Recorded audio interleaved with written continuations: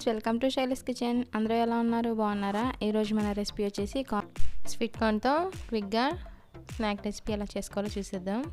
Sweet corn వడలండి, చాలా సింపుల్గా ఉంటాయి. మీరు తప్పకుండా ట్రై చేయండి. రెసిపీ స్టార్ట్ చేసేద్దాం. ముందుగా నేను ఇక్కడ ఒక 1.5 కప్పు స్వీట్ కార్న్ తీసుకున్నానండి. మీరు కావాలంటే మామూలువి కూడా తీసుకోవచ్చు. ఇప్పుడు వీటిని మిక్సీ జార్లో వేసేసి ఫోర్స్గా గ్రైండ్ చేసుకుందాము.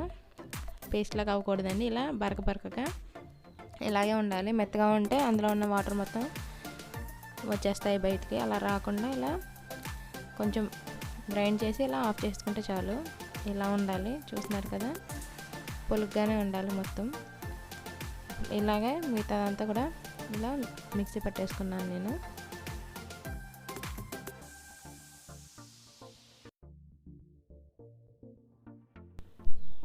ఇందులో సన్నగా తరిగిన 2 టీ స్పూన్ల క్యారెట్ తురుము వేసుకుంటున్నాను. మీరు కావాలంటే చిన్న చిన్న ముక్కలుగా కూడా కట్ చేసి వేసుకోవచ్చు. అలాగే ఒక చిన్న క్యాప్సికమ్ కట్ చేసి వేసుకున్నానండి. మీకు నచ్చితే వేసుకోండి, లేకపోతే లేదు. టేస్ట్ అయితే చాలా బాగుంటుంది.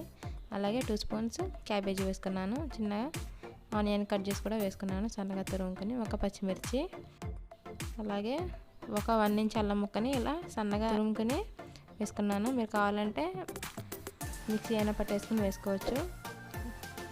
2 టీ స్పూన్ల కొత్తిమీర, అలాగే రుచికి సరిపడా ఉప్పు, అలాగే 1/4 teaspoon garam masala, 1/2 teaspoon కారం. మీరు కావాలంటే చాట్ మసాలా కూడా యూజ్ చేయొచ్చు. అలాగే ఇందులో 2 టీ స్పూన్ల శనగపిండి వేస్తున్నాను. ఇది వేయటం వల్ల టేస్ట్ అనేది చాలా బాగుంటుంది. ఇలా శనగపిండి వేసాక దీన్ని మొత్తం ఒకసారి కలిపేసుకుందాము.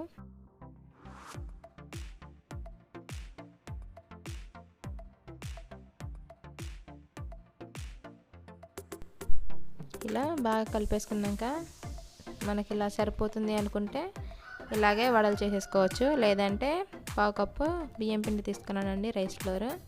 ఫస్ట్గా ఒక 2 స్పూన్స్ వేసుకున్నాను నేను. ఇదంతా కలుపుకొని చూసుకుందాము. సరిపోకపోతే తర్వాత మళ్ళీ మిగతాది కూడా వేసుకోవచ్చు.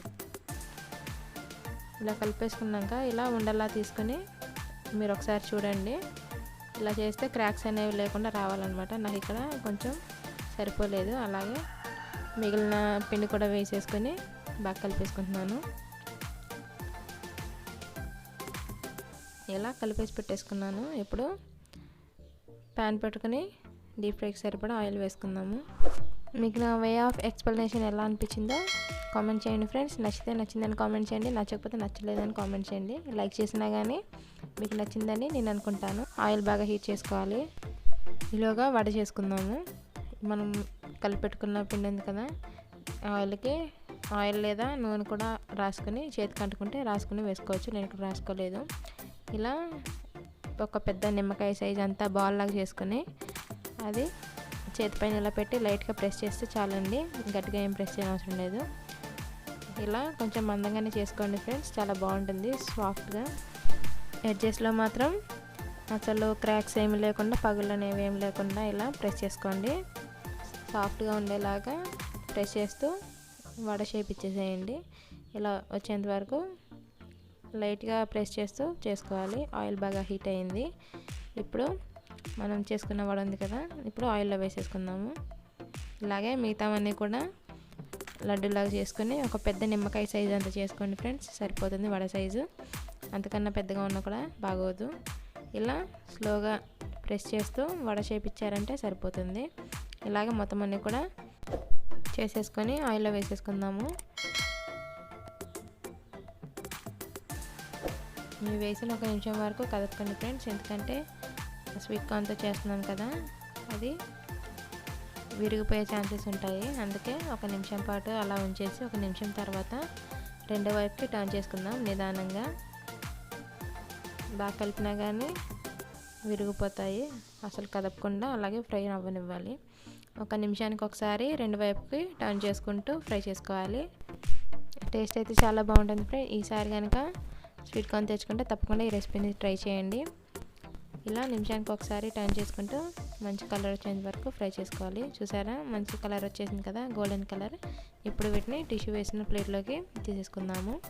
దీన్ని ఈవినింగ్ స్నాక్ టైంలో కూడా చేసుకోవచ్చు, చాలా బాగుంటుంది ఫ్రెండ్స్. తప్పకుండా ట్రై చేయండి. ఇలా మొత్తం అన్నీ కూడా తీసేసుకుని ప్లేట్లో వేసేసుకున్నాము. అంతే ఫ్రెండ్స్, క్రిస్పీగా లోపల సాఫ్ట్గా ఉండే స్వీట్ కార్న్తో వడలు రెడీ.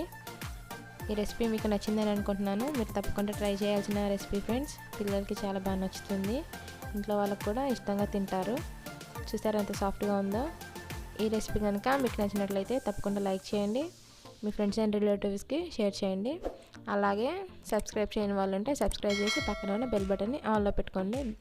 దాని ద్వారా నేను పెట్టే ప్రతి వీడియో మీకు నోటిఫికేషన్ వస్తుంది. Thanks for watching friends. మళ్ళీ కలుద్దాం మరో కొత్త రెసిపీతో. అంతవరకు take care friends. Bye bye.